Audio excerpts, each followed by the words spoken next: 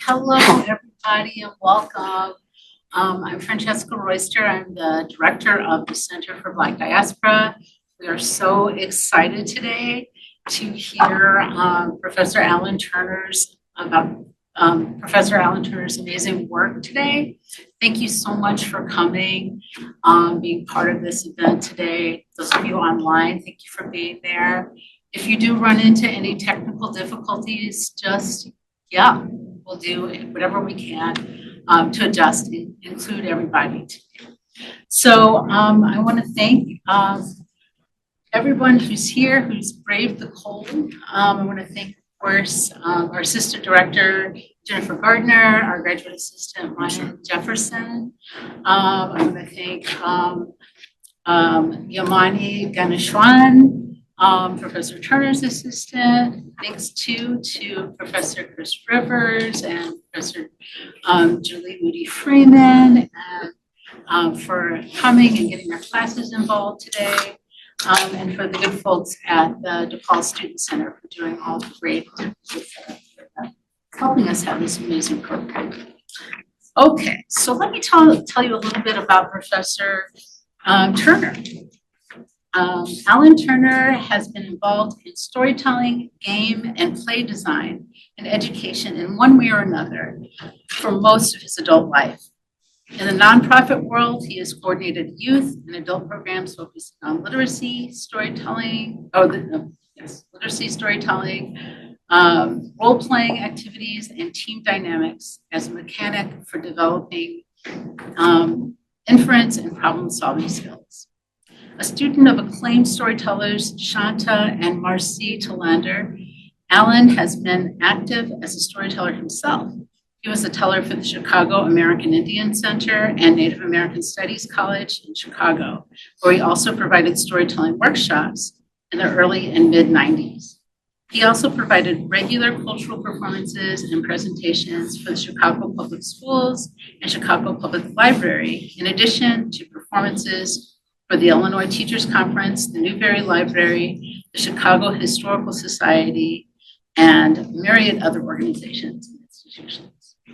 Alan's involvement with the video games industry began at Bungie Software, where he started off as tech support and eventually grew to help out with the production polish of Myth 2. He later went on to Day One Studios, where he worked as a level designer for Mech Assault on the Xbox. Most recently, Alan was employed at Wide Load Games and Disney Interactive Studios, where he acted as a lead designer and game director. At Wide Load, he has worked on Stubbs, Rebel Without a Pulse, and Hail to the Chimp, Guilty Party, and Avengers Initiative, and Marvel XP. Alan is not only an active video game designer, he spends much of his time designing tabletop games as well. Most recently, he published Edgegore,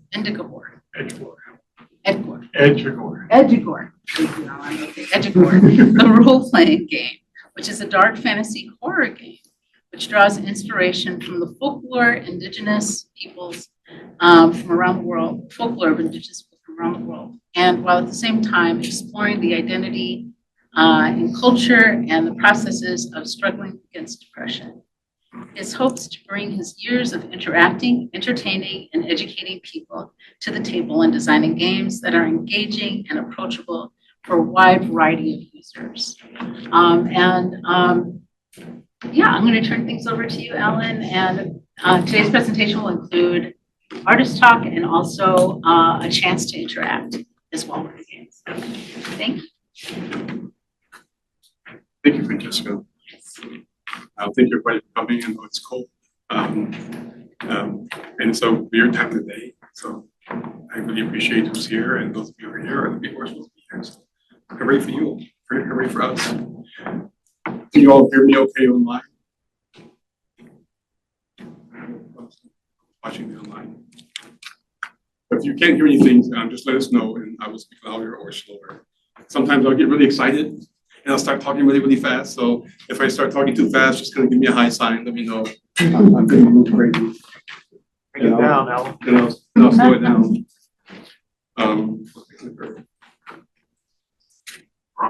So, hi, Happy New Year.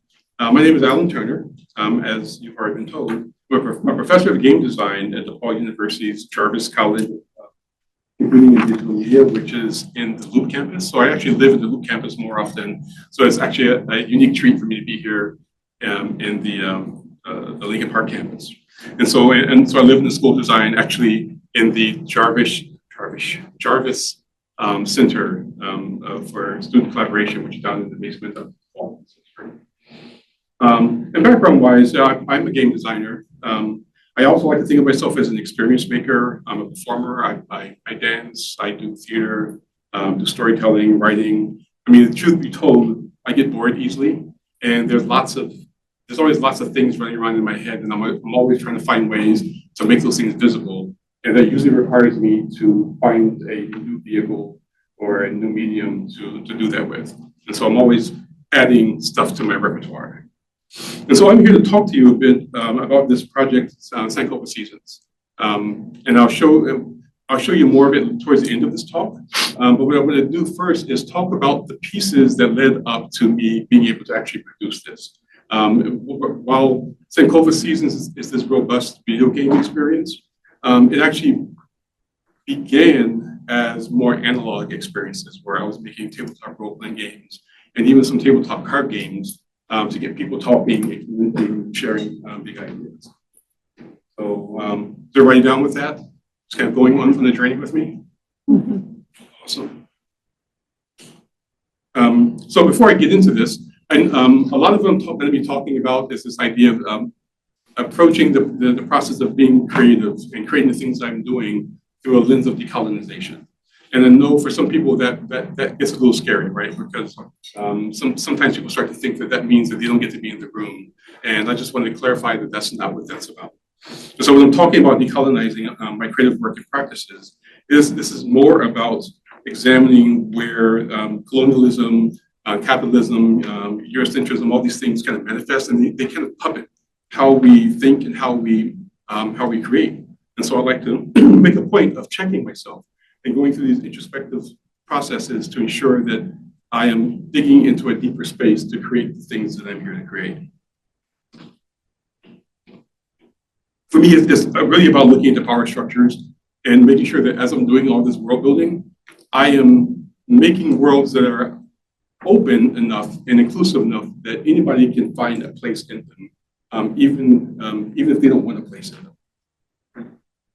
And again, the goal here is to create these experiences. Then once you're in the experience, you walk away, you have this thing in your head, right? This little taste, this flavor, and you want to kind of nibble at it, gnaw at it, and it kind of grows, and something of you gets activated.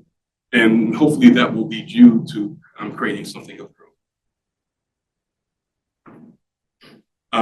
So for me, the problem with trying to do anything around decolonizing and getting people involved in that is that we've got hundreds of years of people being stuck in this colonial mindset.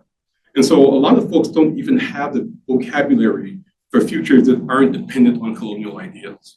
So the thought is to create instances that people can jump in and experience something in a way that maybe they wouldn't have experienced it in, right?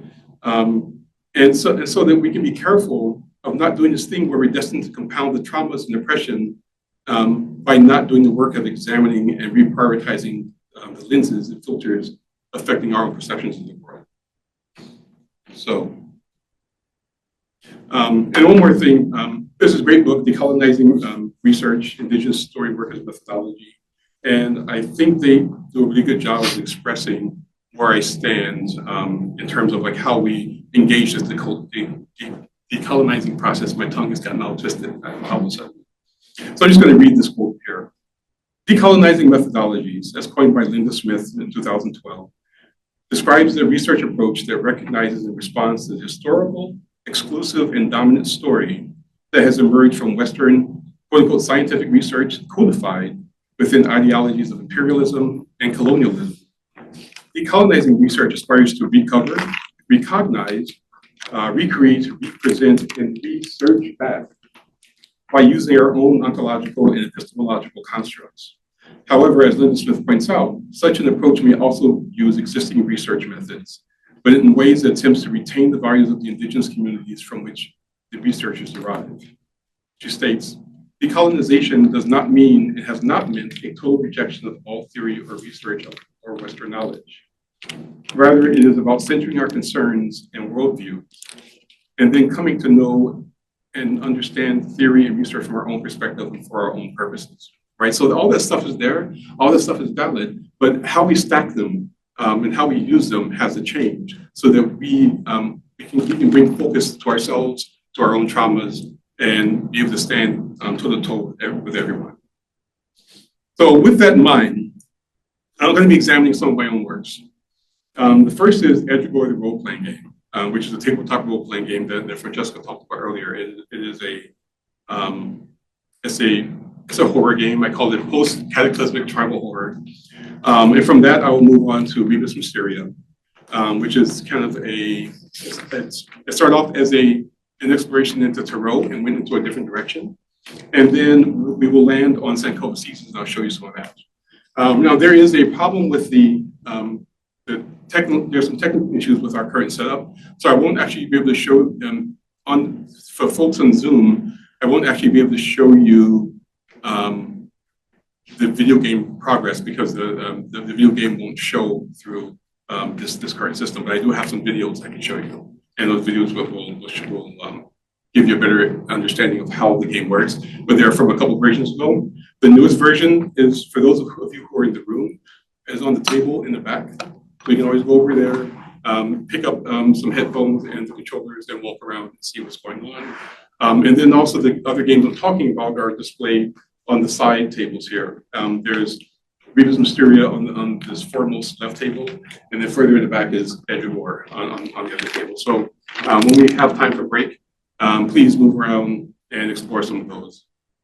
And when I show these to you on the screen, there will be QR codes, and those QR codes will take you to places where you can get them if you're interested. There's no obligation. I don't expect anybody to buy anything. I just wanted to let you know where you can find it if you want to find it.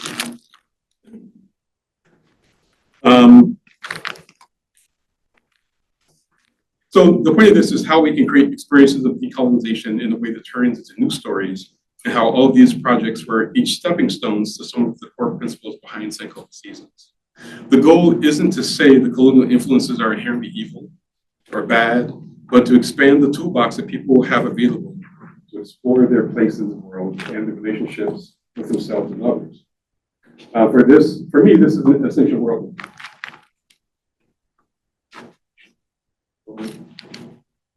This is Edgewater.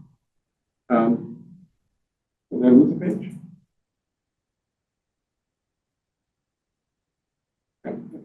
So this is Edgewater, the role-playing game. This is something that I published it back in 2013. There's actually an interesting story here where I was also in a space where I was struggling with my oldest child who was trying to figure out themselves gender-wise, and they had fallen in love with somebody on the internet. And this was something that I was holding on to, and I wasn't going to let out into the world. And then they were trying to figure out getting out into the world. And so in letting them go out and do the things that they need to do, I figured if I'm going to take chances in this place, I might as well go ahead and set this free and set it out to the world. So there is a journey of love that is attached to the release of Edgewater. So for me, Edgewater sits at the foundation of the work that I do. It's taken me on this journey, both through my family and through a general understanding of myself. It's something I actually started back in the 80s when I was in college. And back then, it was pretty much a replication of every other fantasy thing that was out there. I read my share of Tolkien and C.S. Lewis and all that stuff, and I was going to make my thing that was filled with dragons and monsters and all that nonsense. And then I put it down. Life kept getting in the way. I picked it up a bunch of times, put it down. But then I wound up doing about 20 years of youth work, working for about 13 years in the video game industry. And when I finished both of those things, I had this really big new vocabulary, right? I've been working in both Black and Native communities here in Chicago for a long time. And so I had all these new understandings and a new relationship with myself and with stories in general. And so what wound up happening is I took all the stuff I had written before, and I wound up taking 90% of it and just throwing it in the garbage. And then I restarted.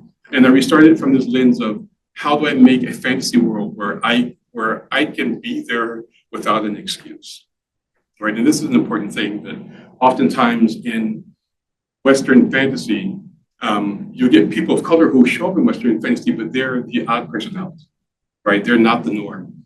And there needs to be a reason for them to be there. And I'll get more into that in a second. But I wanted something that was a place where I can be there as a Black and Indigenous person. I can be there, and that's where I'm supposed to be.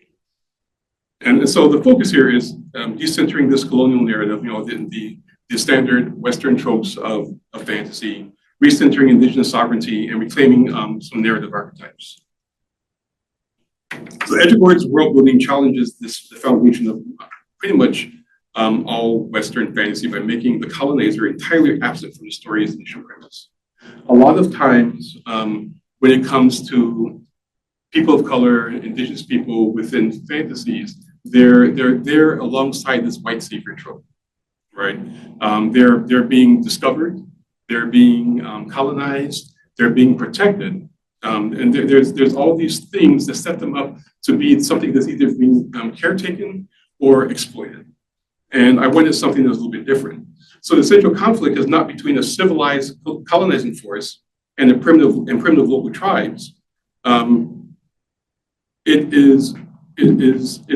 comes from a different place, right? We are getting rid of the white savior, and we're centering the Indigenous folks. And the true threat isn't one of good versus evil either. It's much more about wellness versus trauma.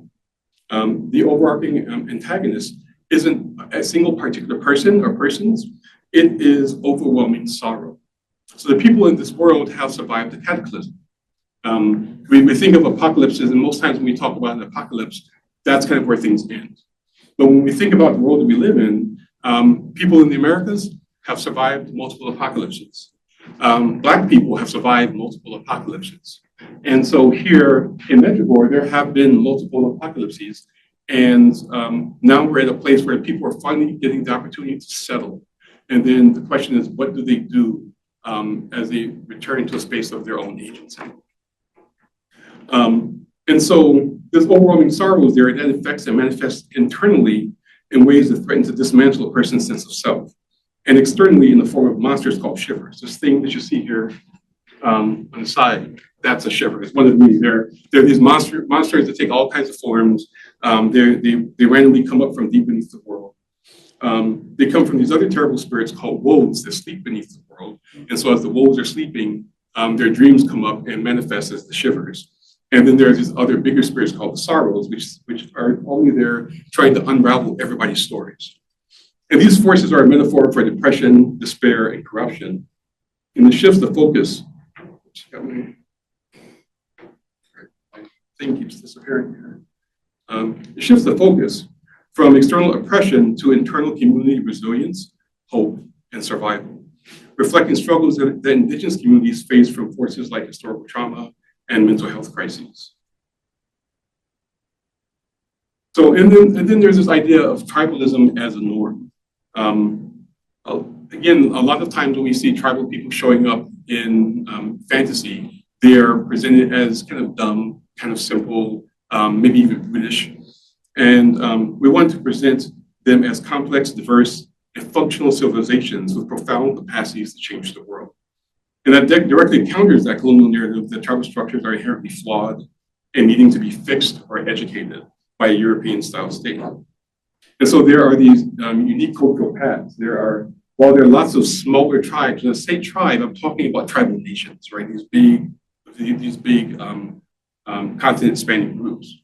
And within Medjugorje, there's 9 tribes. There's 9 tribal nations. And they're all inspired by real-world indigenous cultures from around the world, like the Lakota of the Americas, the Sami of Northern Europe, but they're not direct copies. They're amalgams of real-world traditions reworked into cultures who each have a unique experience of the world, directly related to the lands that they occupy, right? So the people aren't arbitrary. They don't just, they're not just arbitrary elves and arbitrary dwarves and all that stuff. This is a humanocentric world. And the people are in places in the world And the places in the world have helped to shape their culture, and their cultures have helped to shape the places in the world they're in. So there is a relationship. They each have their own distinct forms of powerful magic, and also they have different needs, which can cause conflict, right? And that leads them to not all getting along. And this is an important thing. A lot of times when people do this thing where they want to talk about making a space that is decolonized, they lean into these weird utopias where everyone is happy, everyone's hugging, we're all hugging trees, dancing naked through the forest, and it's all this kind of la la land. But in reality, we are humans, and humans will find conflict, right? It's part of our struggle. So they have different needs, and that can lead to them not getting along. And again, this rejects this trope of indigenous people as a monolith. We're not a monolith. We don't have this primitive background element, and we're not this primitive background element to a colonial fantasy. And that's really the big issue. Is oftentimes when we're there to support the colonizers' fantasies of being better people or being stronger people, but we never get to be our own people. And then there's this idea of community. So while there are these cultures, and cultures affect the land, and land affects the cultures, characters also have roles that are tied into the land and the community that they occupy. Character roles revolve around serving the community through specialized functions. Like there's these groups called the Great Societies, the doves, the crows, the jays, and the owls. Those are like the four big and in the books. But a player, like, for example, might be a member of the Dove Society, and the doves are traveling doulas and undertakers. And so they protect against the wayward spirits while doing undertaker work and doula work. So they help move new spirits into the world and help send old spirits out of the world. And that's their job, right? And they regularly commune with the spirits that are in spaces in between. And there's like the Jays that travel from town to town, city to city, and they bring news, they share information, and they also help ferret out people who are trying to do selfish things that bring corruption and problems. And so they're kind of like these little detective storytellers that move around. There's untold numbers of warrior societies who protect roads and towns from monsters and bandits. And then there's also this one special group called the Rooks, the Society of Rooks, they provide mental health services and sex work. And their job is to extract sorrow from people. And so they'll come and they'll sit with someone, and they will work with them and take whatever heavy stories they have and pull them out of them. And then those stories will turn into tattoos that the Rooks wear. And the Rooks keep themselves bandaged up so no one else gets to see these heavy stories and get infected by them. And then they make a journey up to the north where there's 28 days of night. And after those 28 days, when the sun first comes up, they take off all of their bandages and show themselves to the sun, and all those heavy bad stories are burned away. And so they provide this cleansing service to the community. And this emphasizes, at least to me, this emphasizes collective responsibility and communal well-being over the individualistic, treasure-seeking motivation typical of many Western RPGs. I mean, how many of you have ever played Dungeons and Dragons? How do you measure your character's status in the game of D&D? How do you level up? XP. Boom. And then you have to have a certain number of items that make you effective at the level you're at. And so in many versions of D&D, your power level is also measured in gold pieces, right? So it's all about the stuff. Whoever has the most stuff wins the game. I go backwards. So as a game, it is built on the foundation of this system called Fate.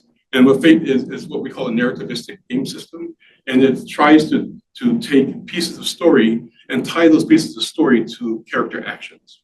And what I decided to do in working on Edribor was dive deeper into that idea. And creating a process of self-reflection, which I call the winter counts. And this winter counts is taken from Lakota tradition, which is something, and I'll get into this in a second. It was something that people used to keep track of who's alive and how they survived through the years. But it's a deeply rooted indigenous tradition that is that focuses on identity, survival, and storytelling. So if you've ever lived in Chicago, how many people here are native Chicagoans? Okay. So you've survived at least a couple winters in Chicago, yes. And I'm not kidding when I say survived.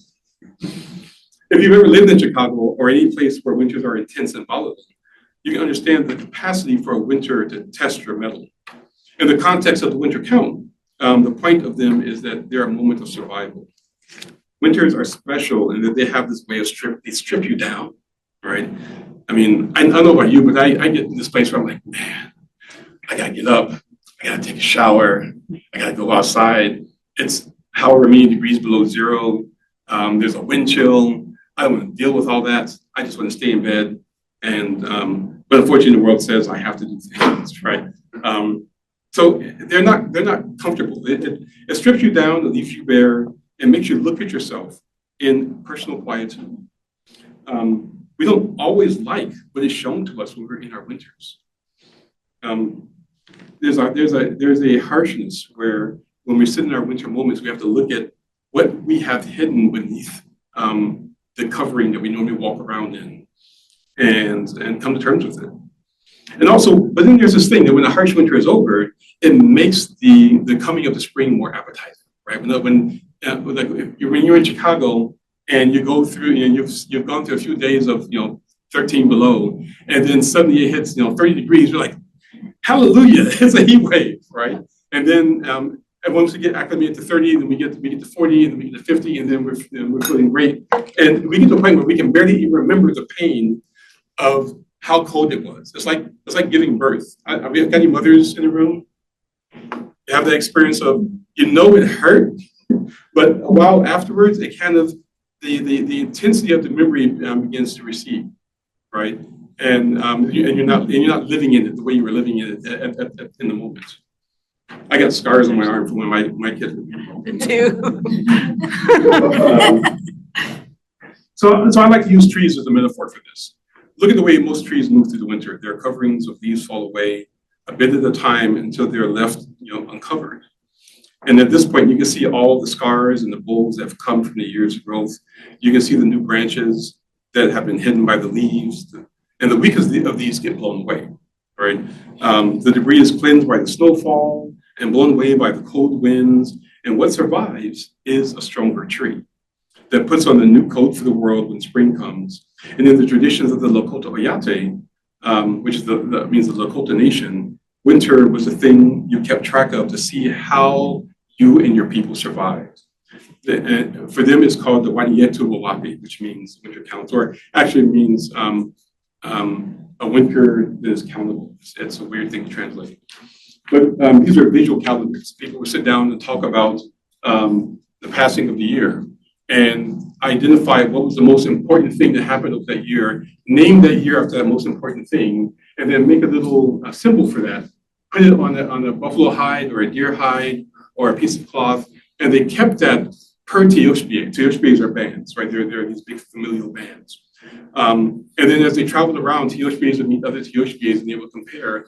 And so I could show you how my family has moved through the winters and the years, and you can show me how your family has moved through the winters and the years. And in the space in between those, we got a bigger picture of the world. And so I want to take that concept and bring it into the game as a way of bringing people acutely aware of their own narrative, right? You weren't just making a third level elven rogue who specializes in swords. You were making a person who grew up in the northern waste, for example, and you're surrounded by certain kinds of people, and there's these certain incidents that happen, and you've made friends with all these other people, and by the time you finish making your character is so woven into the world that we have already created all the adventures we need to explore just in this process of character creation. So this makes storytelling itself this powerful life-preserving mechanic where we're not just making something about us, we're making something that also anchors us in our communities. And as we grow stronger by making our story stronger and making our community story stronger. So it's this, all ships are lifted by that rising tide. And then there's also a recurring theme all through the game of spiders, because I love spiders. Spiders are my buddies. And but more importantly, because spiders are a pretty consistent metaphor in many indigenous cultures for relationality, right? We make them, mother spider, grandmother spider makes webs. She builds these webs in ways so she can be nourished, so she can nourish herself. But every now and then she has to check her web, right? She has to check to see if it continues to serve. If it doesn't serve, she has to unravel pieces of it and then rebuild new pieces of it so she can continue to be nourished and she can become stronger and stronger. And that whole process is also spread through the cosmology of Edgewater, that everything's inside this great loop, that's inside this great web, and everything we do affects a strand, and every strand affects us. And so there's a Lakota concept of this that is Mitakuye Oyasi, which means we're all related. And it's a relativity concept. It's not just like I'm related to kale, but that I'm related to the stones that make the floor of this room. I'm related to the sky that has, and the sun that is shown my family every day. I'm related to the rain that has come through, and the beasts that I eat, and the crops that I grow. All these things I'm in relationship with. Nothing that I do to me doesn't affect the things that are out there, and nothing that happens to them doesn't at some point in the future affect me. And so this is a central concept within Edgewater. And I've talked a little bit about how there is this whole metaphor for depression happening, but even though the game centers depression and despair as a primary lens, it's actually a world about hope and getting to a place of thriving. I acknowledge depression as this gravity that can affect one's movement. It's like a storm, it moves through you, but it doesn't define you. It doesn't define you, it doesn't limit you, but it can unravel you if you're not careful. There are great people around to help you. The overwhelming weight of it can pull you down. And so by focusing the conflict on overcoming sorrow, building community, and promoting hope and resilience, in the face of terrible darkness, the game offers a positive experience of overcoming trauma in a space where Indigenous perspectives and ideals are powerful, magical, and capable of heroic self-determination. And so once I published this, I had this really interesting experience. I had been to lots and lots of game conferences where I Gen Con and all these other places where people get together and play tabletop games and role-playing games. And typically people walk up to you and talk about their favorite character. And they would talk to you about their favorite character from a point of view of mechanics and power, right? And what I was experiencing through Edgewater, and people were buying Edgewater, I kickstarted it and I got to actually sell it around the world. I got people coming up to me saying, I started playing this game and I saw myself. The description of sorrows, or how we had to fight the sorrows and how we had to do these things, made me think about stuff that I hadn't actually verbalized. And so instead of having conversations at my table at these conventions about, what's got the best stats, a sword or a spear, I was having these deep conversations with people about who they were in their life and what moved them and what shut them down and what made their heart lift, And so that told me I was onto something in the work that I was doing. And so I spent more time delving into the process of the Winter Counts because that seemed to be the activating bit. So I'm going to put a pin in that for a moment and move on to the next project. So the next project is the Rebus Mysteria. And so what it does is it takes some of the ideas of the Winter Counts, but turns it into a physical ritual of self-exploration. So I can't talk anymore. The Rebus Mysteria was a project that came about as I was sorting through my own thoughts. I was looking through some heavy stuff and trying to figure out some things that were bothering me very deeply and emotionally. And so I thought I was going to make myself this cool tarot deck. You got any tarot fans in the audience? Okay, yeah, I was going to make a cool tarot deck because I love tarot decks. I still love tarot decks. I think they're beautiful pieces of art. And they have this functional use, and they can be a tool for therapy. But the more I dug into it, the more it wasn't feeling right as a tool to get at the thing that I was trying to get at that was very deep. And so I connected with a friend of mine who had these crazy images that she made that came from nature. She and I used to go and we were both nature walkers, and we would take pictures of nature. And what she would do is she would take her pictures and mangle them. She would put them through all these kind of mirror forms and twist them around until she found something that looked cool, and then that would be the picture. And I asked her if I could use those images in this thing that I was making, and that led to the first version of the tool. But then interesting thing happened was that she really wanted it to become a tarot deck. And as I got hands on it, and this is an important thing as a game designer, we often get caught in this kind of waterfall thinking where we go, I'm going to make this thing, and you just put your head down and you go and just make that thing. But good design requires you to stop and go through a process of introspection along the way. And so what was happening as I was working on this and showing it to other people was I was seeing them behave in different ways to different types of pictures. I found that it needed to go in this different direction, and because it sort of did what I wanted it to do, but it did it in a weird way that wasn't comfortable to me. There's something about the manipulation of the images that resulted in experiences that kind of activated weird, dark imagery for people. People would use it, but they were always hyper-focused on what was hurtful. And that wasn't the goal of the tool. I wanted them to be able to go anywhere inside of themselves and not just into these hurtful spaces. And all the imagery would take you into these deep, dark, hurtful spaces. And so I scrapped it and started again. So there's a reoccurring theme of me starting a thing, getting a certain ways down the path and realizing I'm on the wrong path, and I step back. And then I pivot and I take a new direction. And when I move faster because now I know what I don't want. And so I scrapped it and started fresh focusing on photos that I had taken in my walks of nature. And these are just moments where I go, oh, that's actually that's a cool picture, and I took the picture, but I didn't try to draw your attention to anything. I mean, any photography is going to draw your attention to a certain extent, but I didn't try to manipulate the pictures to make them be a particular thing and just let them be what they were.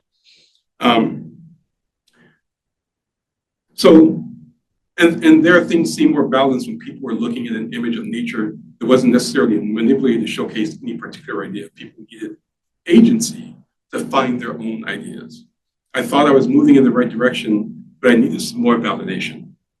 And so I came across this book, and that's where I got it from. The book is called A Mind Spread Out on the Ground by Alicia Elliott, who is a Haudenosaunee.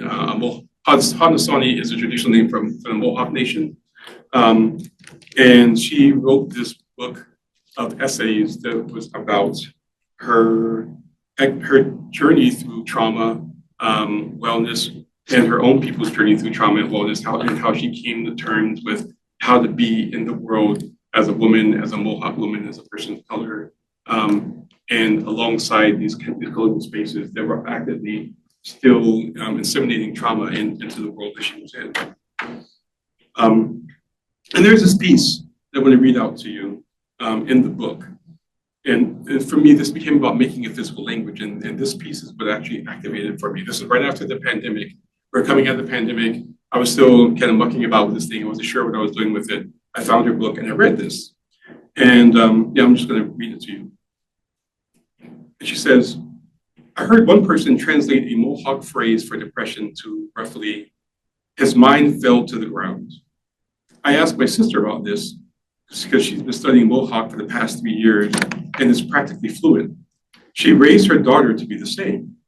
They're the first members of our family to speak the language since our paternal grandfather a handful of decades ago. Now I'm going to mangle this because I don't speak Mohawk. Wake Nikonra Bentadaon, she says. It's not quite fell to the ground. It's more like, she thinks, his mind is, she pauses, she repeats the word in Mohawk, slows it down, and then considers what English words in her arsenal can best approximate the phrase. His mind is, she moves her hands around, palm down, as if doing a large, messy finger painting. Literally stretched out or sprawled out on the ground. It's all over. She explains there's another phrase too, Wakin Nakonrin Ton. It means the mind is suspended. Both words indicate an inability to concentrate. And then when I got in my head this image of her moving her hands around, I immediately saw the cards that I was working with and thought, that's what I'm doing. I want to create something that allows you to spill your mind out onto a table and then dig around in your mind until you find the thing that is either out of sorts or standing out, and then you have a conversation with it.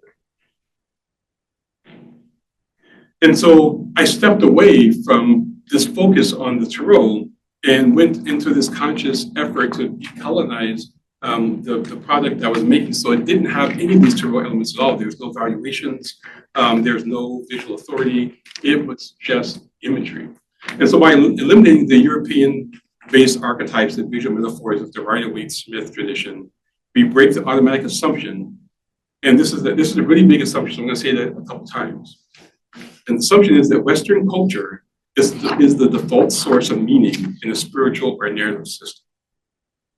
Let me say that again. Western culture is the default source of meaning in a spiritual or narrative system.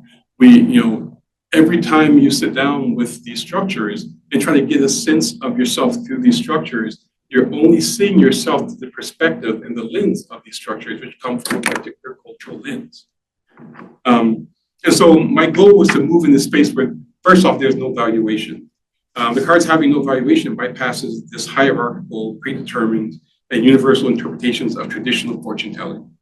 This challenges this colonial idea that an external, established system holds the single correct truth.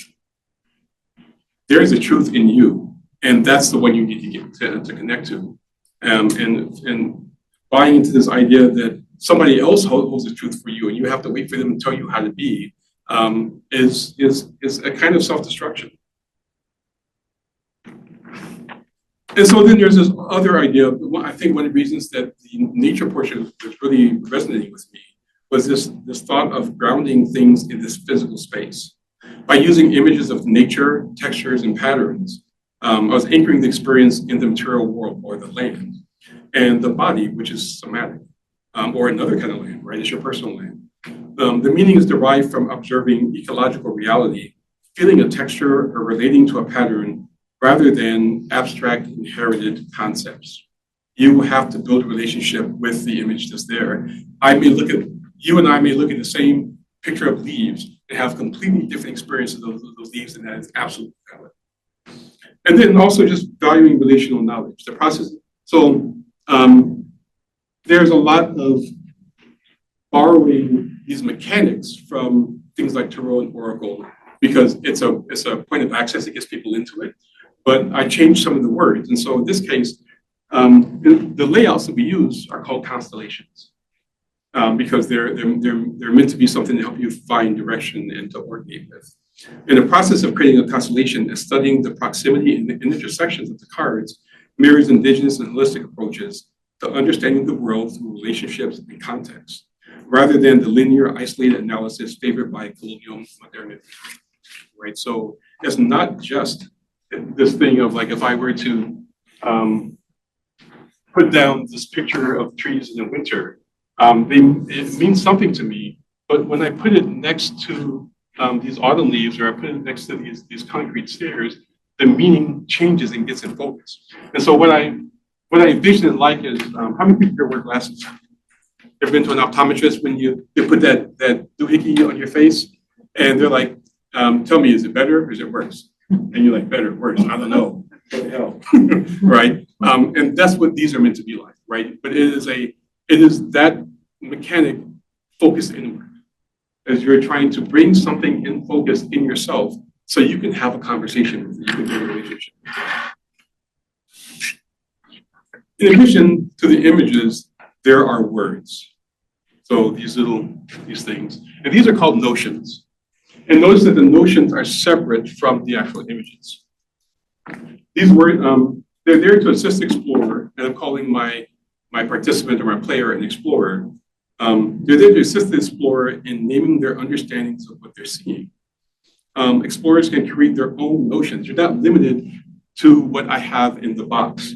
There are actually no limits to what words can be brought to bear, just what I can afford to print, right? I could put a whole dictionary inside of that box, but that means it'd be like $300 for you to actually get access to it and start doing things. The notion serves as a flexible vocabulary, asking the participant to name the experience and articulate the feelings arising from the intersections of the cards. This puts the power of epistemology, that is how one knows and names truth, entirely in the participant's hands, right? There's nobody telling you what this means. If I draw this card, it's like, in Tarot, maybe I draw like, the Empress. And I made, there is already an inherent value in understanding of what that means. And we have a conversation what that means in context to you, but there's an anchor point of meaning that is in the visuals that are there. And that anchor point is locked into these kind of cultural foundations. So in this case, the deck is no longer telling the user a story. The user is discovering their own story through the deck. And to me, that's a big difference.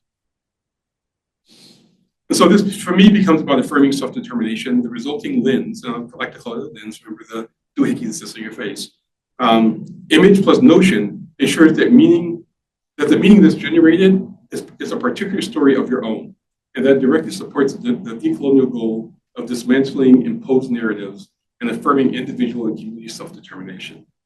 And then there's this other part. When you sit down typically with an oracle or with someone who's doing tarot, there is a reader, right? Someone who is this authority who sits there and helps you to move through the stuff. And what I wound up doing was, oh no. I lost my aerials. What I wound up doing was switching that to this character called the witness. And the idea there is that you're sitting down with somebody who guides you through a session of the cards, but they're not there to give valuation, right? They're not there to break the card down for you to help you understand. They're there as a caretaker, a validator, a questioning coach, and a relative, all right? How many people here have a small person in their life, like a little kid? All right. How many of you have like little brothers, little sisters, cousins, nieces, your own children? All right. You ever try to do something that's important to you and you have the kid there? What do they do while you're trying to do the thing? What's that? They bother you, right? They ask you questions like, what's that? Why are you doing that? What you doing? Blah, blah, blah. And so while that's irritating, what's interesting about it is it makes you have to stop and think about what you're doing and why you're doing it and figure out words that allow you to express it to that little person so they understand. And so what you're doing can be seen by them and they can feel like they're part of what you're doing. And so there's a similar relationship that's happening with the witness. And their job is to bring your attention to your own reactions and to help you to self-reflect. So if I gather a bunch of cards and I put them down, and I put like this bubbling water next to this harvestman on the hand, and maybe I've like moved it a couple times and I kind of left it there, the witness would go, what are you doing? Why'd you do that? What's happening in that book? Why'd you put it over there? What are you thinking? How do you feel? And they kind of tickle you, poke you, get you to vocalize things that maybe you're internalizing so again, you can have a conversation with yourself. So they do not give a reading. They hold space for the participant as they self-reflect. The participant is always the authority of their own lives. Oh no, did I break it? There we go. So what's this about? In short, the Rebus Mysterio transforms the tarot from a hierarchical Western-centric tool of external prophecy into this agentive, embodied, place-based tool of self-discovery and collaborative meaning-making. Just a process of sitting down with someone to witness you is a process of building trust and relationship. It helps you self-reflect. The process of sitting down with a witness who helps you self-reflect is different from a reader who tells you what things mean. This becomes a process of kinship where the witness holds space for you while you discover meaning and coaches you forward. Now, there are tarot readers who do this kind of thing, right? And oracle decks that do versions of this as a style of reading, but that's a modification to the tool. This tool is built from the ground up to do this thing. You can modify it other ways if you want to. I've actually got lots of little instructions on how to use it for character creation, how to use it for writing stories and all that kind of thing, just as a tool for inspiration. But the main focus of the tool is this thing for self-reflection. If you're going to poke around with it, I have it over here on the counter where all these candles are at. Take a look at it and see what moves you. So these are all things that they're interesting tools, they're interesting exercises. but I don't feel like they are worth anything until they're brought back into community. If they're not being done with a nod towards or an understanding towards or an effort to connect to community, then they're just kind of for me. And so what wound up happening is back in 2017, I started working with kids from public housing in a summer program that we ran here at DePaul University. And I started using my winter counts with those kids. And I was using the cards. What you see here is an early version of the cards, which has like the funky pictures on them. But what was cool was that they became this way of building relationship with the kids that I was working with. I would get youth from disparate parts of the city who by default were not going to get along because they came from neighborhoods where people fought. There were lines that you didn't cross. There was all this stuff. Some of them belonged to gangs. Some of them had knew people who knew that person over there. And so they would sometimes come in with a certain amount of animosity already ready to go. It was like they had a gun at their side and they're ready to just shoot off. And so what I would do is I would spend, so this was a 6-week program, and I would spend the first week of that 6 weeks getting them to sit and talk about their own life stories. And the goal of this was I wanted them to recognize that they had knowing. And not only did they have knowing, but they weren't living in a vacuum. So that if they were struggling with some trauma, there was quite likely somebody else in the room who had a similar or related trauma. And once they started to recognize that, they started to talk to each other like people. They started to talk to each other like relatives. And that made it so easy to move through the remaining 5 weeks. And since the program was focused on game and graphic design, I was introducing these youth to like all these different design tools. And so when we were done, they had this bag full of ideas that came from them examining their own stories.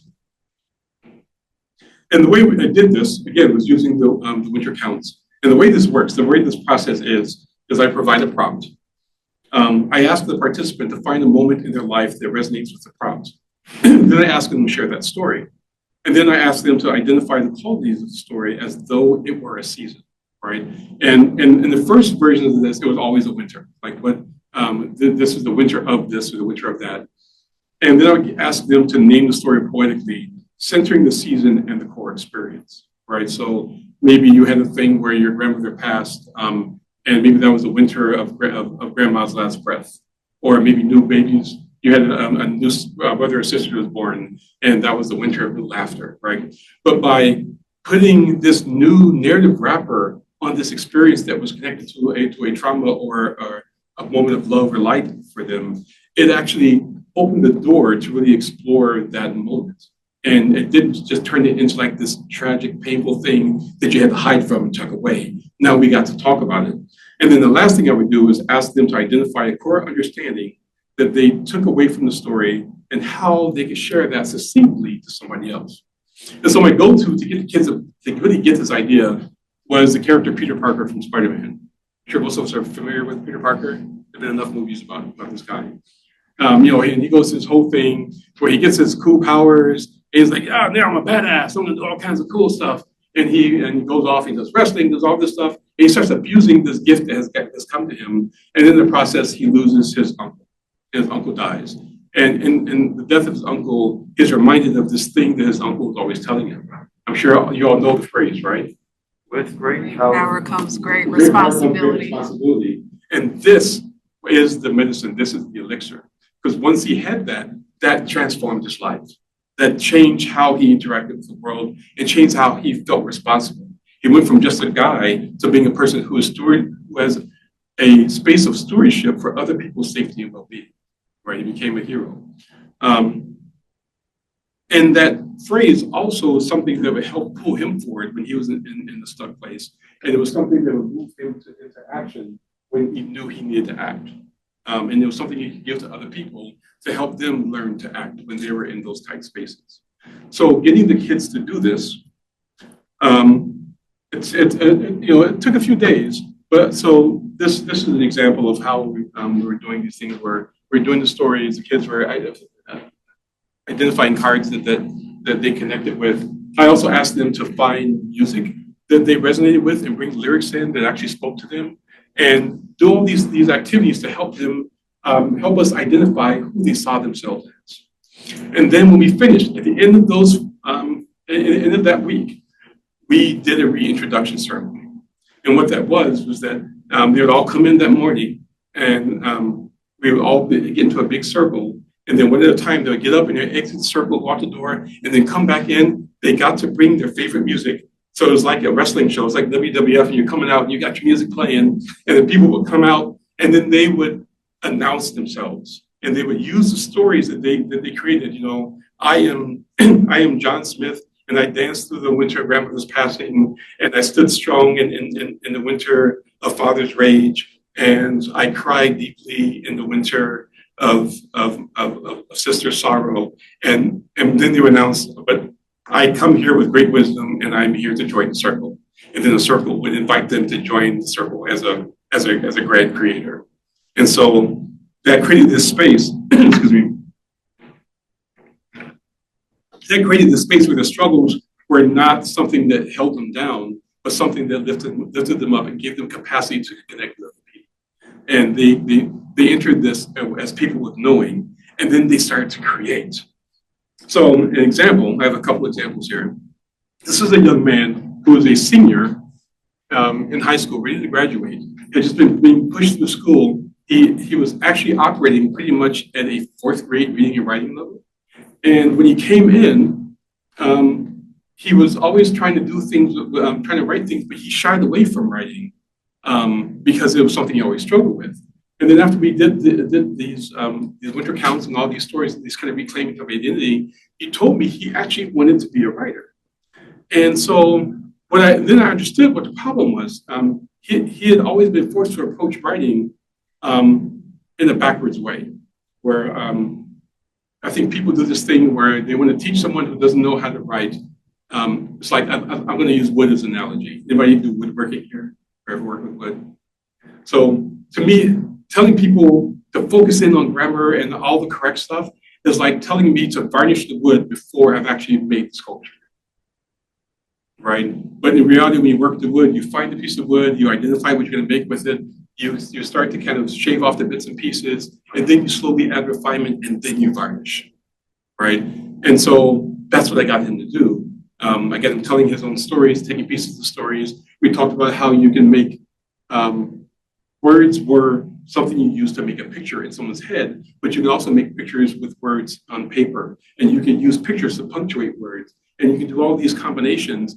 And he decided he wanted to make a magazine page. And so I showed him how to use some of the Photoshop InDesign tools, and we made this magazine. When he was done, he tells me he's been going to school and going to summer programs all his life, and it was always like a babysitting thing, and this was the first time that he felt like he actually learned.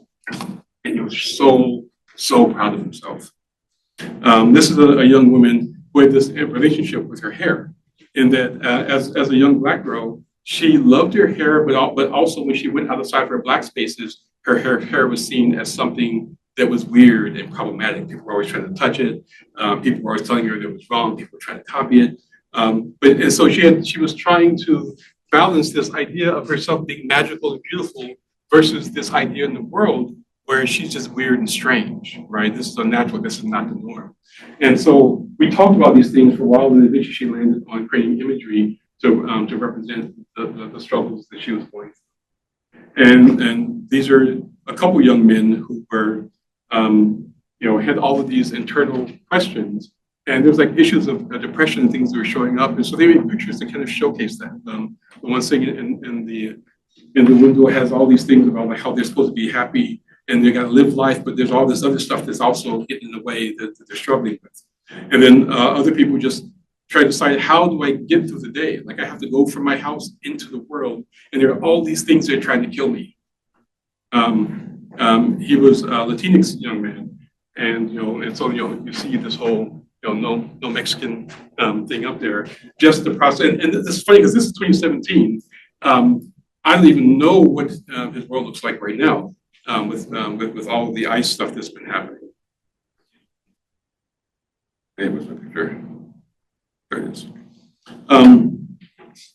And so the other thing that we did is as we engaged with these stories of winters and what's going on with them, I had them take the stories.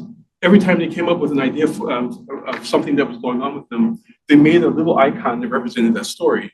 And we made our own winter count, and we put all the stories around it, and that got put up in the room so that we knew that any time we came into the room together, we were in the room with all of these stories, and we had to be respectful of these stories and treat each other with grace and compassion.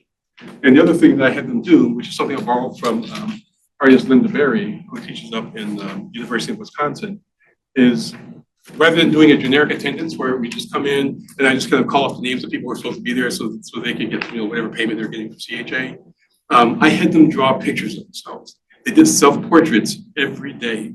And at the end of the 6 weeks, they would get a sheet that had all of their self-portraits that they did on these index cards put together and put on these big posters. They got to take it home and they got to see how their image of themselves changed over those 6 weeks. And so this continues. I'm still doing this kind of work at the American Indian Center, and I'm calling it now Sankofa Seasons, and I call it the Sankofa Seasons Community London. And it led greatly to the work that I'm about to show you. The goal was to approach all the work I've been doing with Black community from a consciously indigenous point of view. And this is something I think that we overlook. By being labeled Black, the fact that we came to this continent as trafficked indigenous people becomes obfuscated, and our primary identity becomes one of how we have survived the influences of dehumanizing colonialism, which has always treated us as resources and products and not people. People respond to Blackness much the same way they respond to the ideas of AI becoming prominent and mainstream. It's terrifying to think that a product can be self-aware, and if it becomes self-aware, what vengeance would it want? What reparations would it want? So for me, the goal became, how do I sit with people and get them to talk about their inherent knowledge and teachings that, while affected by colonialism, are not created by colonialism?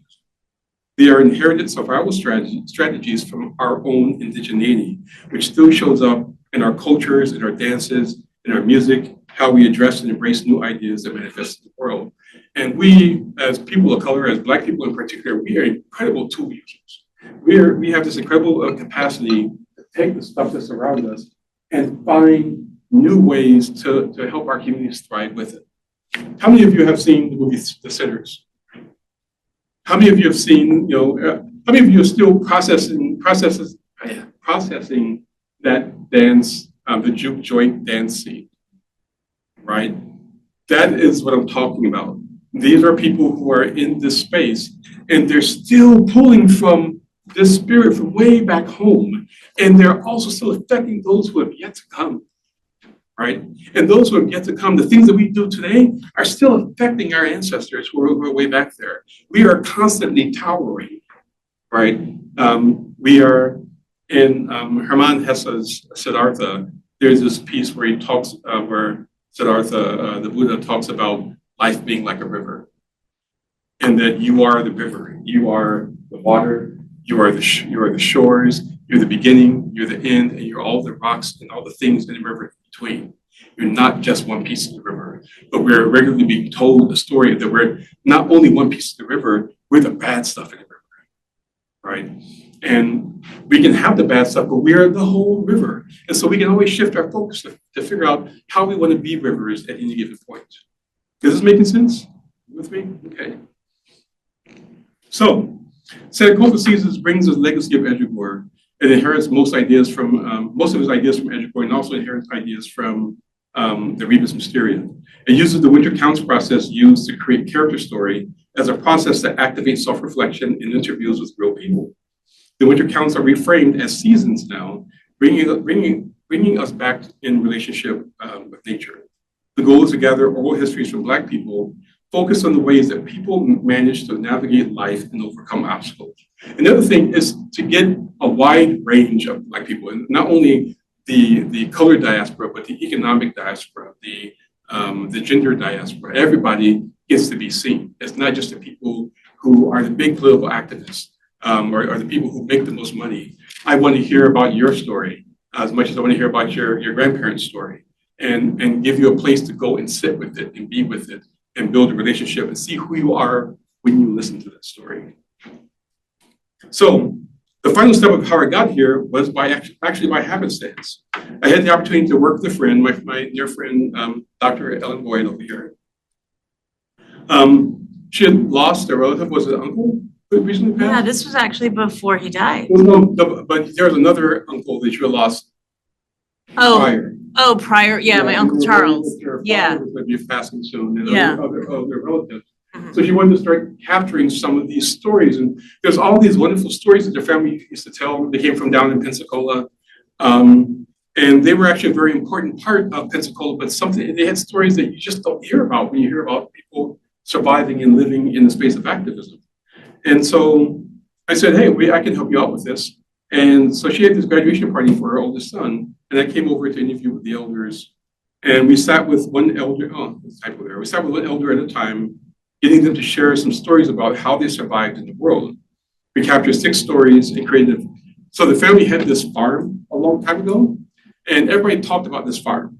And so one of the things I did was create a VR version of this farm that took the family stories and scattered them around the farm. So people could put a headset on and walk around and hear people, elders talking about the farm as they moved around. And the other thing I did was put the stories into a playlist, which you kind of see here. This is like a Spotify playlist, but this was a close experience for that family. But what struck me was that when I showed them what I was doing, and they got their hands on it, they were ecstatic. They're like, "Wow, this is really cool!" And they hadn't considered such a thing, and I hadn't considered such a thing. But once I had done it, I was like, "Well, I should do this for more Black people, or I want to do this for Black people across the board." And so that brought us to this Sankofa Seasons. And so in the interviews I do with people, we invite them to self-reflect and evaluate their own stories, just like we do with the cards. Identify the lessons and lenses of the world gleaned from their experiences to tell us the value of this experience. We also invite them to acknowledge their own sacredness and extract medicine from their story in a way that can be offered to another person. Again, just like we did with the kids in summer program. And so I also like to think of this as my offering to Hoodoo, right? This tradition of finding spiritual resources to help people move through their trauma spaces. All stories. So the goal is to make ritual while you're in the space. Edgewater kind of had the ritual of sitting down in a circle to play with each other at a table. The Rebus Mysteria has the physical rituals of putting the cards down, revealing and hiding and removing and associating. In Edgewater, in Sankofa Seasons, all stories are placed in pots. So I do these interviews with people. I take the interviews and I chop them up. And the pieces of the interviews are put into these pots. And you can see the pots here lined up. Every pot has a little symbol on it. And that symbol kind of represents something about the person who I've interviewed. This whole thing is meant to be this dreamy landscape that's designed to be a safe space for Black people. The actual, I have an opening cutscene that I'm not using anymore, but it was this crow flying through nature. And that was literally meant to be a Black body moving through nature. And happy to be there and safe to be there. So there's a safe space for Black people. The stories are placed in the pots. They're scattered across this landscape. And you move around and you find the pot. And once you find the pot, you have to carry the pot all the way back to an ancestor's altar. So the pot, when you first pick it up, is just a pot. It's got a symbol on it, so it lets you know that that pot has a story in it. To get access to the story, you have to show reverence to the story and put it on this ancestor's altar there. The first space that you get to see, all the pots are there, so you can just grab them and put them up there. But as you explore the world, pots get scattered out a little bit more. You have to look for them. Excuse me. In a lot of video games where you get to collect stuff, you are just collecting stuff, right? You got inventory, you got an inventory page you can go to, you can arrange all your junk. There's no inventory in Sankofa Seasons. There's only one pot at any given time, and you have to be present and attentive to that pot. So, so in addition to the pots, there are drums. Each pot has an associated drum that has the same symbol as the pot. Drums have a rhythm because each person's story adds a rhythm to the world. When a drum is close to its pot, it will begin to play its rhythm. This means you can use it. You can find a drum before you find a pot and walk around and wait for the drum to sound, and then you know you're close to a pot. Or you can find a pot and walk around the pot, and then you'll eventually start hearing your drum sound. It's like, oh, there's a drum over here. So you can use the two to find each other. Initially, the sound of the drum is soft until you activate the pot of the altar. After that's done, the sound becomes loud and robust. And so gathering drums and pots together becomes this ritualistic process that requires presence and attention from the participants. And then the last step is the pots are brought to this community fire. And this is where you hold space for the ancestors. This is where you sit and you listen to what is actually there to be said. But this is also where it becomes fun. Once by the fire, the pots begin to let their story be heard. The closer they are to the pot, the louder they are. So, the closer they are to the fire, the louder they are. So if the fire is way over there and my pot's way over here, it'll be a whisper. If I put the pot right on the fire, it'll be loud. And similar thing with the drums. If I have a drum right next to a pot, that drum will be really, really loud. But if I have the drum far away from the pot, it'll be playing its song very softly. So this gives you this thing where you can listen to a single pot, just listen to the story that's in the pot and sit there with it. Or you can listen to a pot and then go and bring the drum to it. And at that point, what's being said from the pot becomes spoken word. You have this looping rhythm while someone's talking. And that kind of elevates the story. Then you can do this other thing where you can bring a community of pots together and have them all talking. Maybe there's one person who is closer to the fire, but everybody else is off in the distance. And now you're at a party, right? You're at the cipher, and you're in the energy of just listening to your elders and your descendants and all these people. So there's a lot of ways you can interact with this, but you have to interact. It is not this hierarchical, patriarchal experience of like, there's a story, and I just sit back and listen to it and do anything. I have a relationship with it. I actually have to build relationship. I have to create ritual with it just to get access to what's there. And then there's a last piece that is, what are you feeling? You're listening to the story. What stories in you get activated while you're listening to these stories? Do you have a story to tell? Does it remind you of something? And so we're back to this idea of recentering place. So the place that you're doing things is important. The land is important. Embodiment is important. Participants are encouraged to just explore the land. They'll travel through dense woods, around lakes, through villages, underground to find pots. They're going to see wondrous things. The wondrous things aren't all in there yet, but they're coming. And there's this other thing that there's an act of choice, and that is you never get to run. You never get to hop around. You move in a slow meditative space as you move through the land. You have to take your time to move through the land to find the pots. And even when you find a pot, you can't rush back. There are ways that let you do shortcuts. There are these gateways that have like the symbol of Papa Legba, the opener of ways, the guardian of ways there. And when you find a gateway, that gateway will take you to another gateway. So that'll help you move faster around the world. But they take you to fixed points, right? And from there, you have to explore. And I'll show you those when I actually run through the game. But listening to stories activates access to new areas. So the more stories you listen to, as those stories finish, some areas of the world may become available to you. And some pots you can't get access to until you listen to other pots. There's a point where in the earlier version of this, Ellen is an interviewee. Actually, there's a few interviewees in the room now. Could you stand up for me for a second? Those of you who I've done interviews with. So these are all people who've already been through this experience. And just out of curiosity, can you share a little bit about what it felt like to have an interview and get your story into the game? Maybe 2 or 3 adjectives. 2 or 3 adjectives. I would say definitely emotional, historic, because we're speaking directly to the history of our families and experiences. And then also passion. Something that is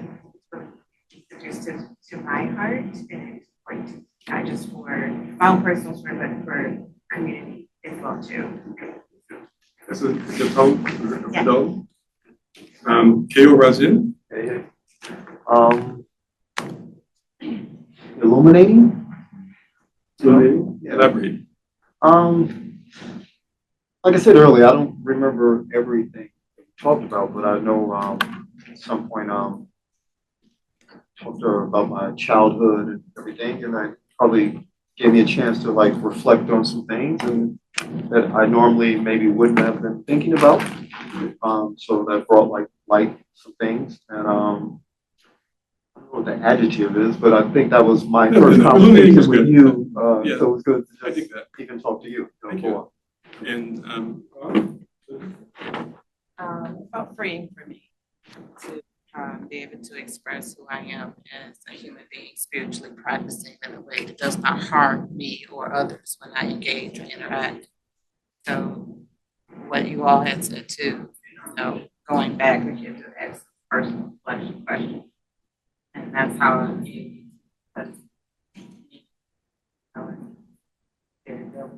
how I need to live my life today, presently.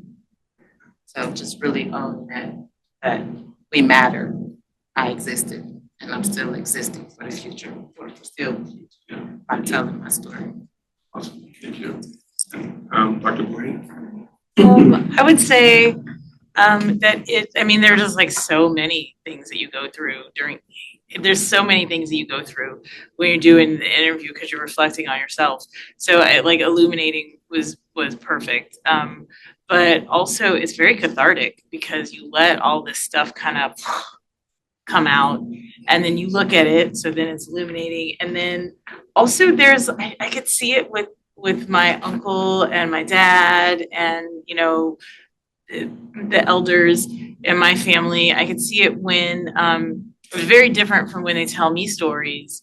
But when you were there with them, there was something, because it was being like recorded for perpetuity, there was something that really made it valuable and important. And so it gave them a real, and I think it probably does for everybody, just a real sense of validation. So. Thank you for all that feedback. And when I'm doing this, my goal is to do it from that point of view of the witness, right? Just like in the cards I was talking about before, where I'm not there to give valuation. I'm there to just find out, right? I'm going to ask you, like, tell me more. Why'd you do this and why'd you do that? But I'm not going to judge it. I'm not going to evaluate it. I just want to see who you are and who you show to me that you can be. And then also pay attention to who I'm becoming in reflection as I hear your story. And so I was blessed with the opportunity to interview a different Dr. Boyd. My brain just shut down.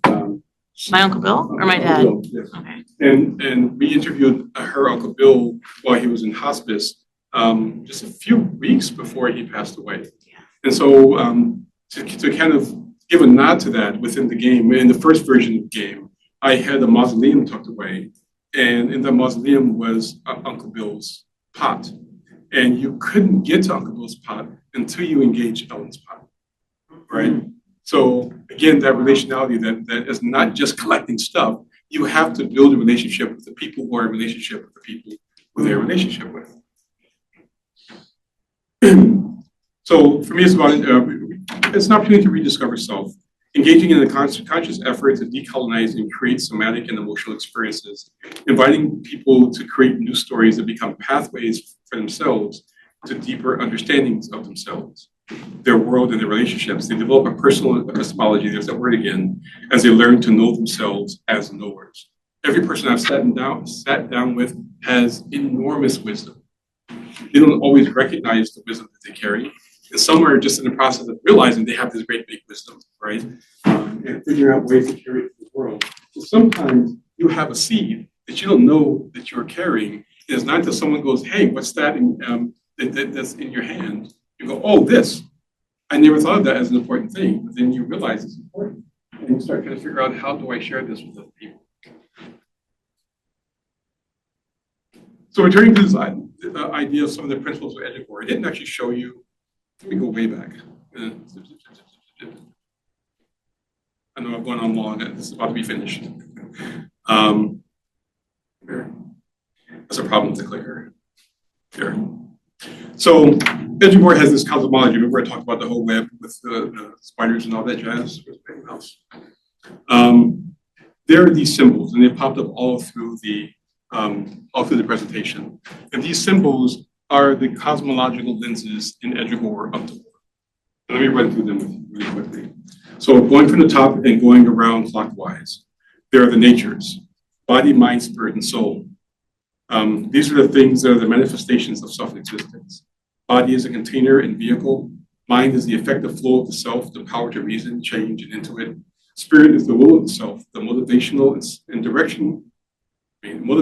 directing forces of a person's being. And soul is the essential self, the glue that binds us into existence, and where life lessons are stored, like an eternal winter count we study between lives, helping us move closer to the gathering time. The essences, weave, moment, space, and truth, are the cycle of existence. Weave is the fabric that all things exist in and exist in all things. Time is the dynamic force upon which the strands of weave travel. Space provides a container that supports the weave as its strands travel along time. And reality is a controlling force and laws of which direct and control space and time so that they may shape the weave in order for existence to be. The principles at the bottom there, life, love, honor, and destiny, are necessary to give purpose to existence. Life is the basis of existence. Love provides the blood and dynamism of existence. Honor directs love and nourishes passions. Destiny cleanses existence and makes the scars on the weave that require life, all the while providing the paths that honor will choose from so that life can further itself. Oh, no. And finally, there are the elements. Earth, fire, air, and water are necessary for the sustaining of existence and as a base for life. Earth is the actual base and it holds the others together. Fire warms the land and is both the blood and the driving force of the land's evolution. Air directs the fires and nourishes the breath. Water cleanses and soothes shapes and seeds. It keeps the earth from getting too hot, stills the flame, and nourishes the land. And the goal here is to build a cosmological view of a world where everything affects everything all the time. Nothing that I do to me doesn't affect you. Nothing that you do to you doesn't affect the world. Nothing that happens in the world doesn't come back to you somehow. So we have to be careful of creating toxins. We have to be careful of creating trauma because the trauma that I create in you may come back and become trauma that affects my children. Right? So it's all interrelated. So get back to my endpoint.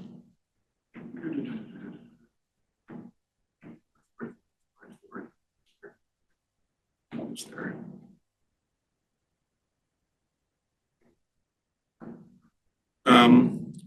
So coming back to these principles of Edgewater, the principles in particular,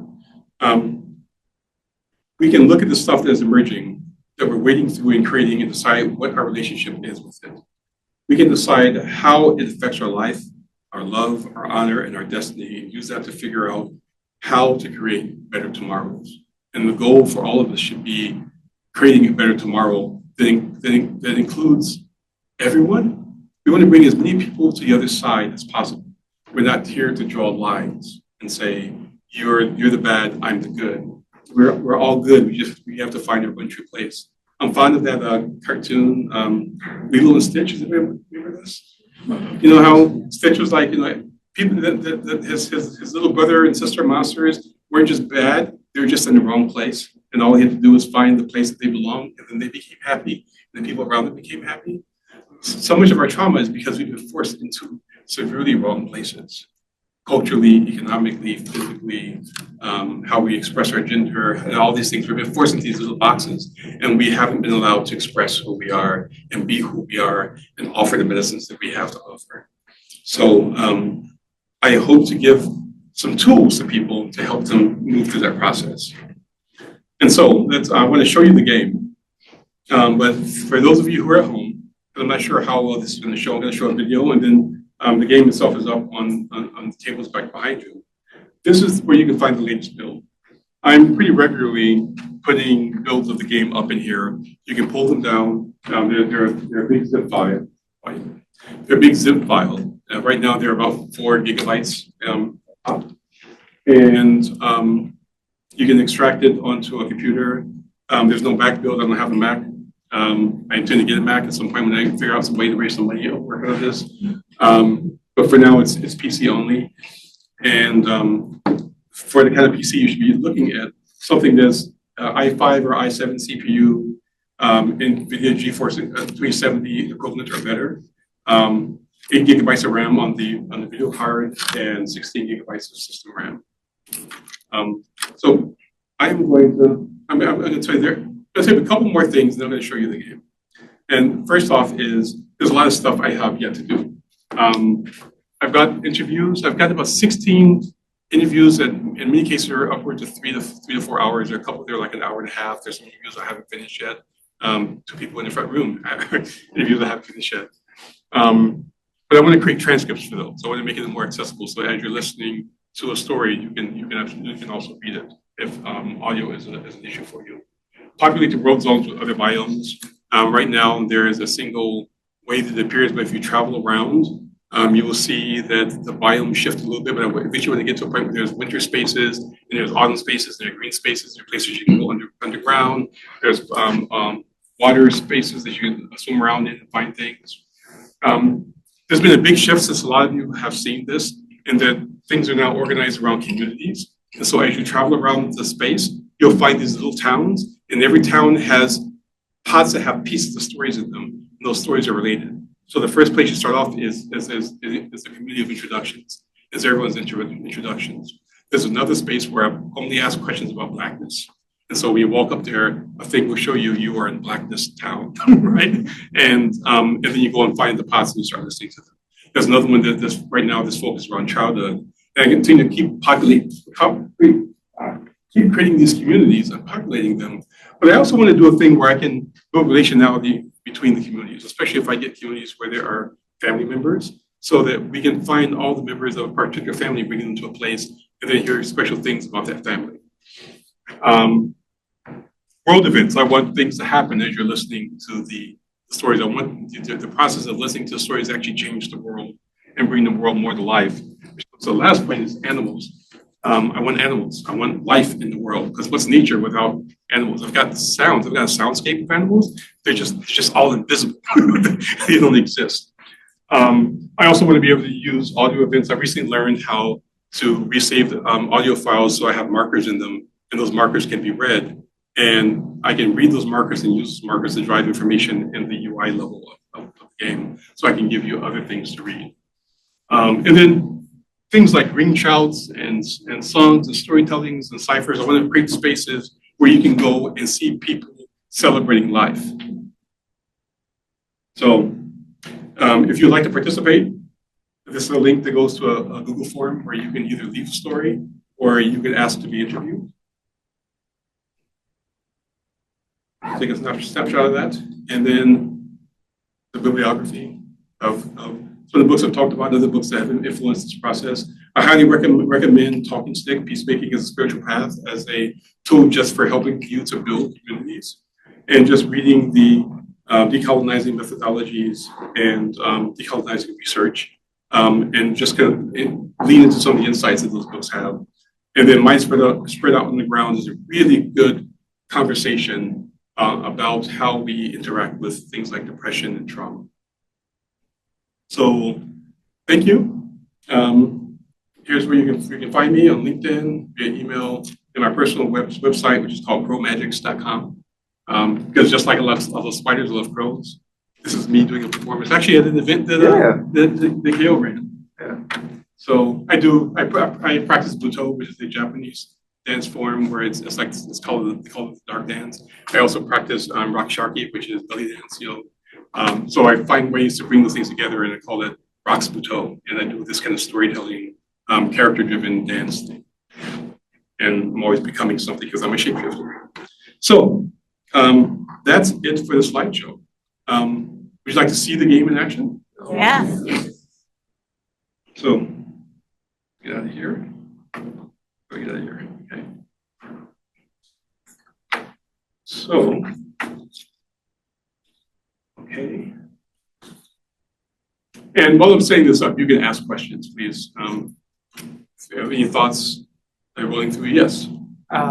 Maybe a bit of a big question, but I think like when you said about a lot of decolonial games trying to kind of becoming sanitized, and like presenting this like overly saccharine optimistic future.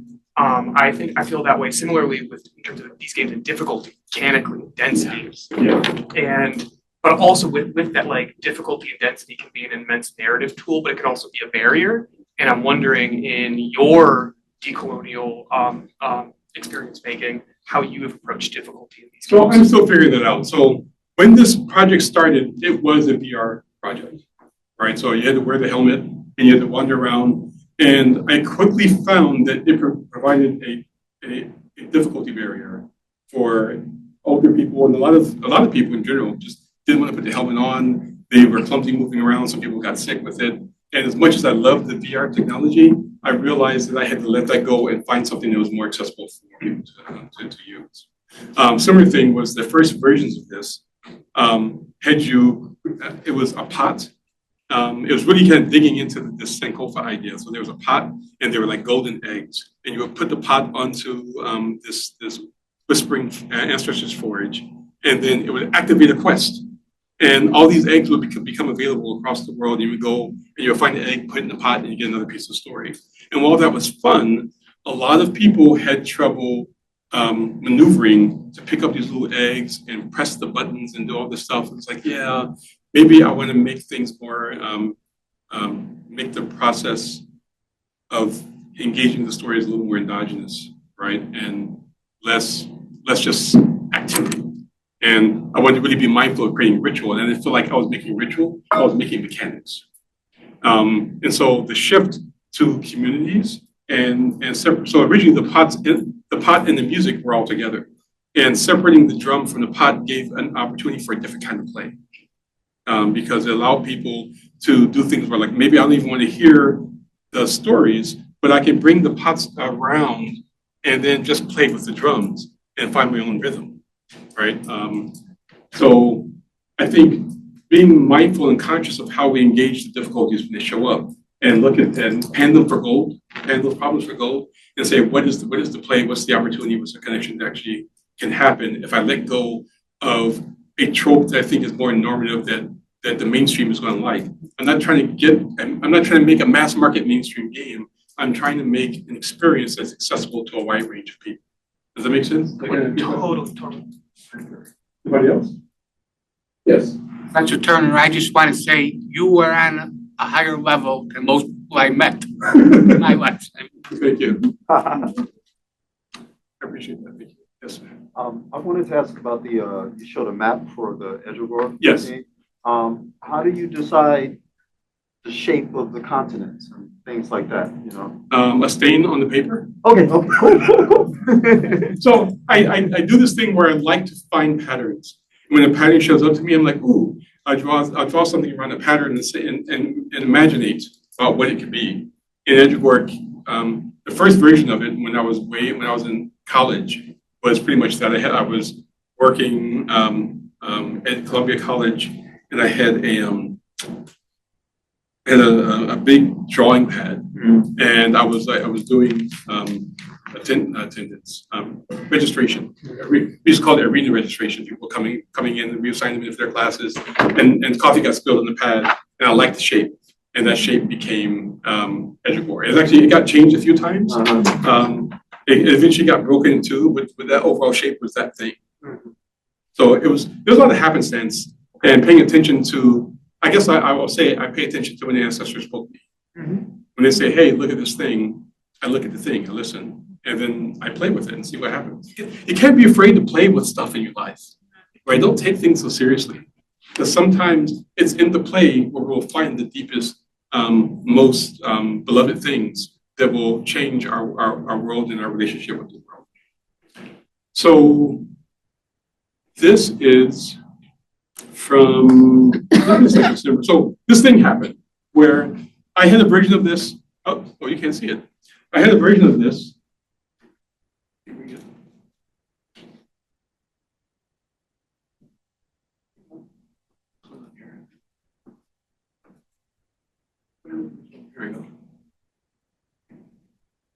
I had a version of this game that I was working with students to do, and it was a hodgepodge of stuff.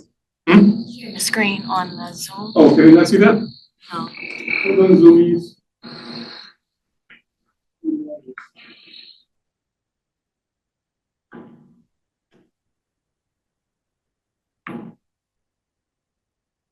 See it now? Yes. Okay. It was a hodgepodge of bits and pieces. And while it was fun to look at, I took it down to the BICOG Games Conference in Rochester, New York. It was getting bogged down by all the haphazard things the students had put in there. There's all kinds of different trees, all kinds of different rocks. Some things were low poly, some things were high poly. So when we went on winter break, I just tore everything up again. So again, there's this repeating pattern for me where I'll get to a certain point with something and then I'll back up and tear it up and rebuild it. And so the rebuild came to this new version of the game. And so now you see that there's this beautiful, consistent space. I don't know if you can actually hear it. Hello. Could you state your full government name, as it were? Okay. My name is Yvonne Monique Livingston. So I've activated, I've activated Yvonne's pod and brought it to the fire. Being one that involved with the Ancestral story, you understand that this will be recorded as part of the. Now looking for her pod.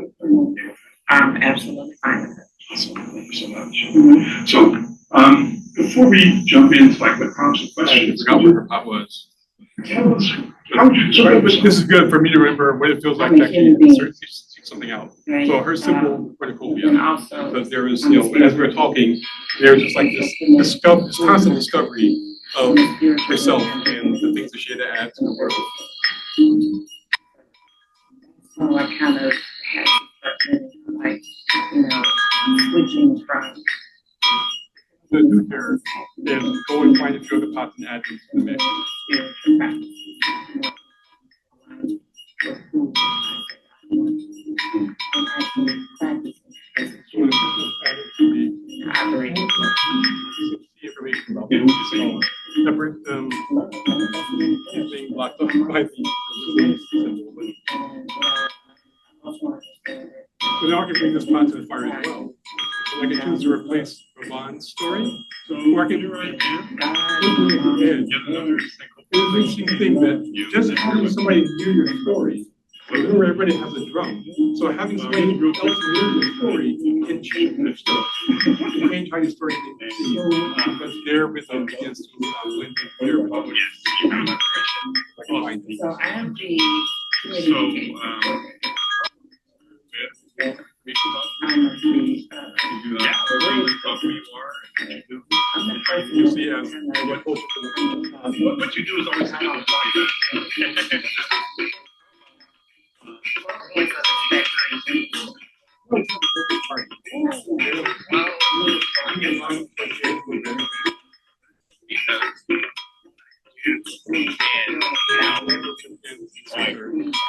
You said what I do to contribute to the world I want to cultivate. What was the very first part? questions are more or less that. I said, What's the experience of the what's world? the experience? Yes, like what's the experience of the world? Yes, I'm very lucky that I feel like for myself, for the most part, there's some overlap between those two things because for me, really, I want to cultivate a sense of belonging in others. And I think that's just come from a number of different experiences in myself where I've seen that like that is the door, the gate, the barrier. On the other side of that, there's true connection, true empowerment, true community. And I think it's because, like, I have had a pretty, not crazy upbringing, but I've definitely had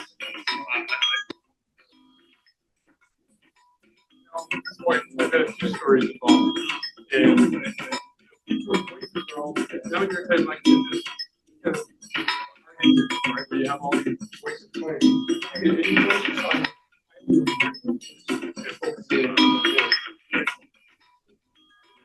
voices.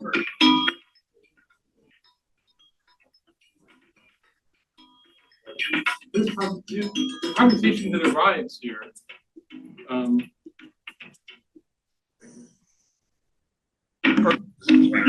the conversation that arises here in this, so students decide to leave this community.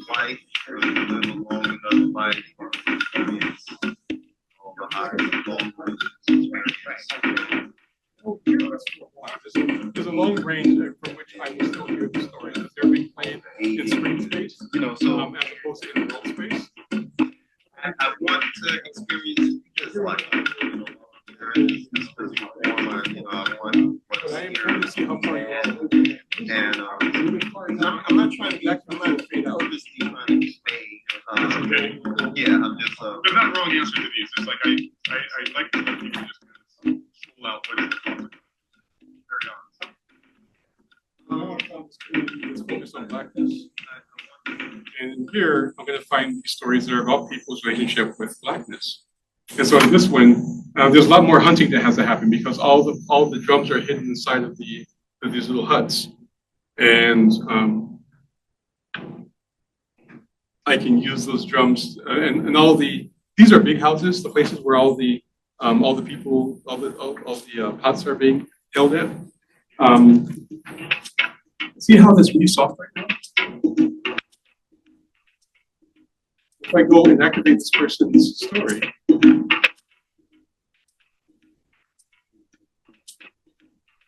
can even hear a mumble of the story. There's like a low pass filter over it when you're activating them. So it's Chris Foster. Now, the drum is really picking up now. You've activated, you've celebrated that. Now I can figure it out. You're black. I'm black. Yeah. Being black in America is an experience. Yeah. It's a very unique experience. Yeah. So what I want to talk about when you go to think about ways of being black make you feel different from others who weren't black. And wait, and how do you even identify blackness, right? You wind up like digital audio work feels like an obstacle or it feels like a gift. Were there times when it was a medicine or it felt? Or story. Think about your own relationship with blackness and tell us a story about. Tell us whatever story comes to mind about being black as Chris Foster in America. What kind I felt that in some classes, especially in a lot of my classes, I felt when I was younger, it was more. At some point, I realized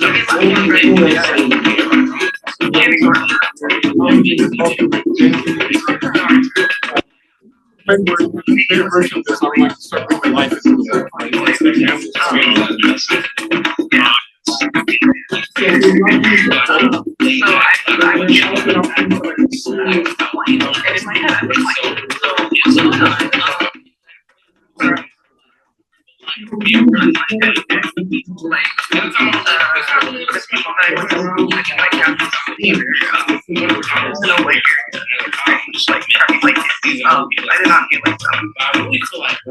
I didn't feel like my husband's more diverse period than period. So like when I came here, it's like, man, and one of the bigger differences between them and Spanish. Hopefully you get the idea. This area that you're seeing in this video represents a 1 kilometer area that has become populated. The overall space is about 8 kilometers square, and I intend to keep growing that. So I'm hopefully going on research leave coming up towards the end of this year, and so I can really focus in on this. I'm going to bring it to a version 1, and in version 1 I hope to have close to 100 people where we are talking and sharing and exploring and doing all these things. And that'll be something that people can pull down and explore.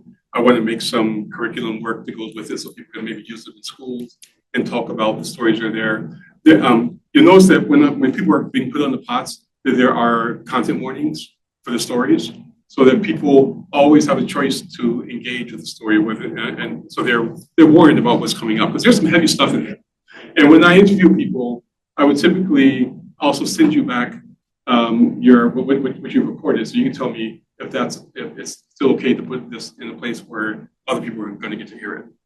Right? Because sometimes you can get really caught up in a vulnerable sharing moment and you say some stuff, you're like, damn, I didn't mean to tell nobody about that. Just put that out. You just put a beep over that. I want my mama to find out about that. That's the most food I've ever Yes, and people don't have to use their real names. They can use aliases if they want to, if they want to reveal their truth but not be known, right? So there's all kinds of ways to engage with that. So anyway, thank you for your time.